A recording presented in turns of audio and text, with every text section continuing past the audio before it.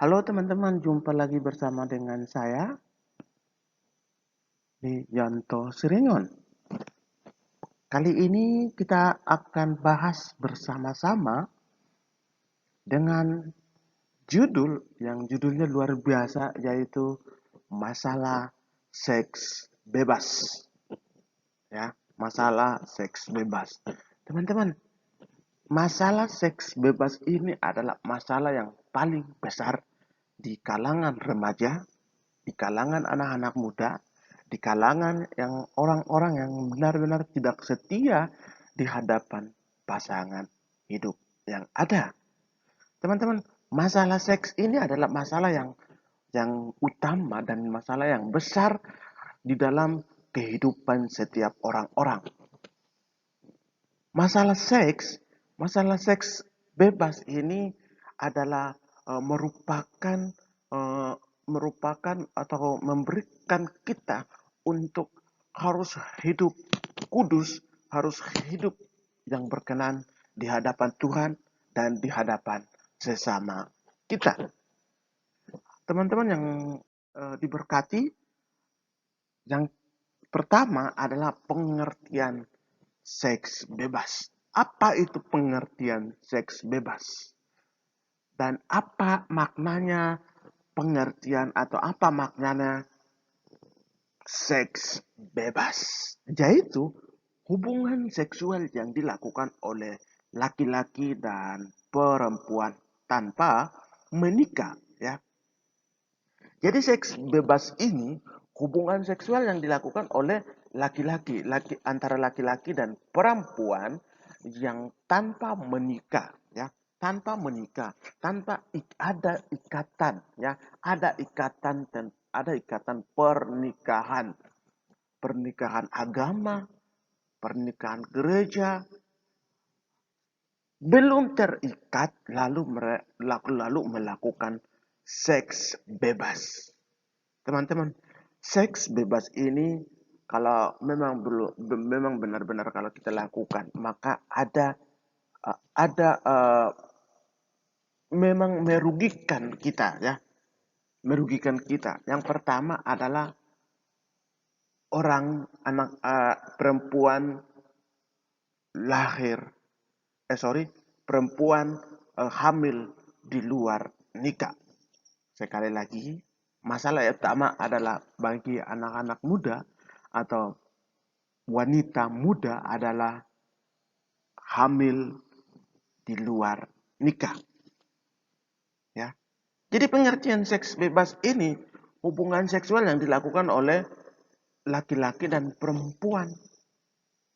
Bukan mereka-mereka yang sudah menikah, mereka-mereka yang sudah diikat oleh tali kasih antara perempuan dan laki-laki, teman-teman. Yang kedua adalah faktor penyebab seks bebas yang dilakukan oleh antara laki-laki dan perempuan tanpa ikatan pernikahan di gereja atau dimanapun, atau agama-agama atau pernikahan dari agama. Yang pertama adalah pergaulan, teman-teman. Penyebab seks bebas itu adalah pergaulan yang bobrok atau pergaulan yang buruk di dalam hidup kita. Contohnya kalau kita bergaul dengan orang yang ya, istilahnya orang yang terus-terus melakukan hubungan seks, maka pasti dia akan ajari kita dong. Dia akan ajari kita untuk kita terus melakukan hubungan seks lagi. Yang kedua adalah pengaruh materi atau pornografi atau film video. Teman-teman, kalau memang kita terus-menerus kalau tentang seks atau nonton tentang pornografi atau film atau video di internet, teman-teman, maka yang pertama yang merusak hidup kita adalah otak pikiran kita. Otak pikiran kita pasti akan hancur. Ya, otak pikiran kita akan hancur. pengaruh materi atau pornografi.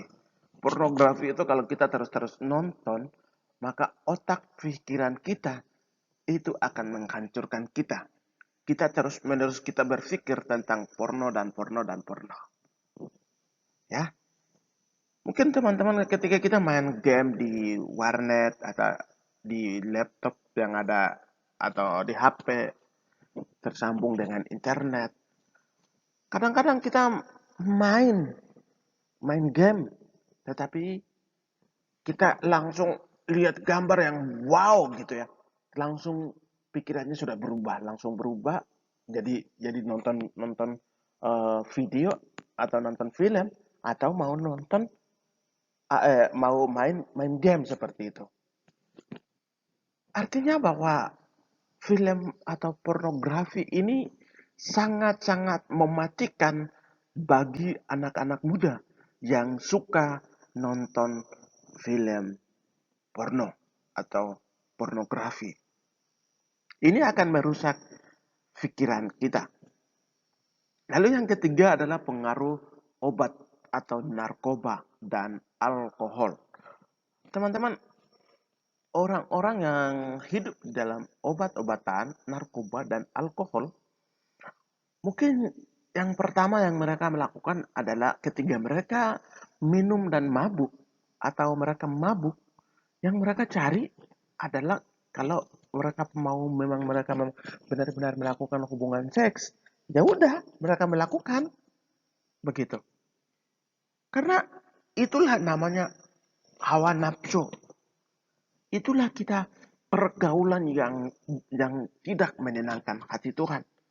Pergaulan yang tidak menyenangkan hati orang tua, hati sesama kita, begitu. Tetapi kalau pergaulan atau obat-obatan yang kita lakukan, pastinya ada efek atau pastinya ada masalah di dalam kehidupan kita, teman-teman.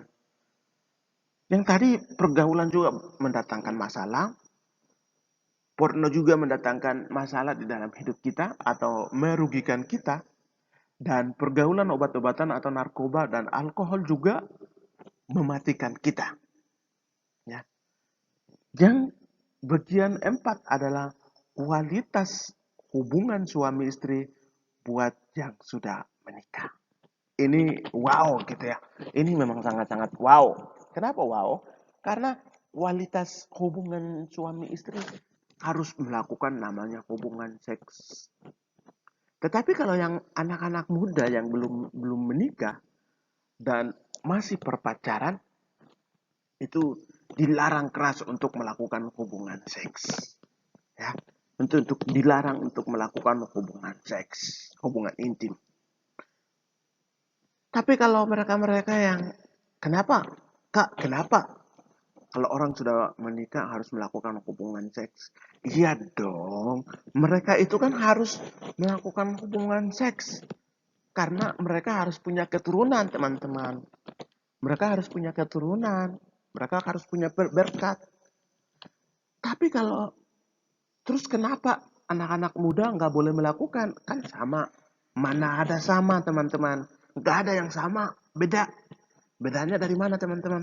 Bedanya kita belum sungguh-sungguh kita menikah, atau kita belum sungguh-sungguh ikat pernikahan kita. Ya. Itu yang berbeda. Makanya banyak anak-anak muda, lebih khususnya bagi wanita, banyak yang hamil di luar nikah, ya, terus adopsi, terus ya bunuh diri karena suami atau calon suami atau pacarnya melarikan diri, tidak mampu, ya. Artinya ya itulah bunuh diri. Nah, tetapi yang harus melakukan, yang mereka-mereka yang harus berhak yang melakukan adalah mereka-mereka yang sudah menikah. Mereka-mereka yang sudah terikat dengan hubungan atau dengan tali kasih atau tali pernikahan. Itulah yang mereka harus melakukan. Yang berikut, yang ketiga adalah dampak seks bebas. Wow, teman-teman. Ada dampaknya juga. Yang bagian A adalah menciptakan kenangan yang buruk. Ya, aduh, ini luar biasa teman-teman. Menciptakan kenangan yang buruk di dalam kehidupan kita. Yang kedua adalah mengakibatkan kehamilan. Ya, bagi mereka-mereka mungkin anak-anak muda yang melakukan hubungan seks dengan sembarangan, pastinya ada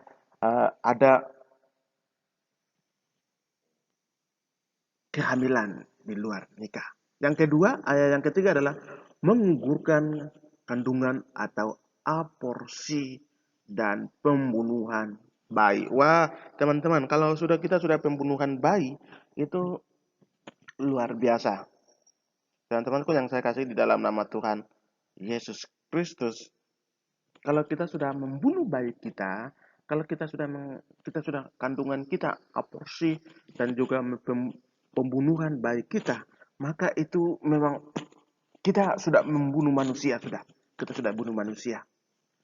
Lalu yang ketiga adalah menggugurkan kandungan aborsi dan pembunuhan bayi.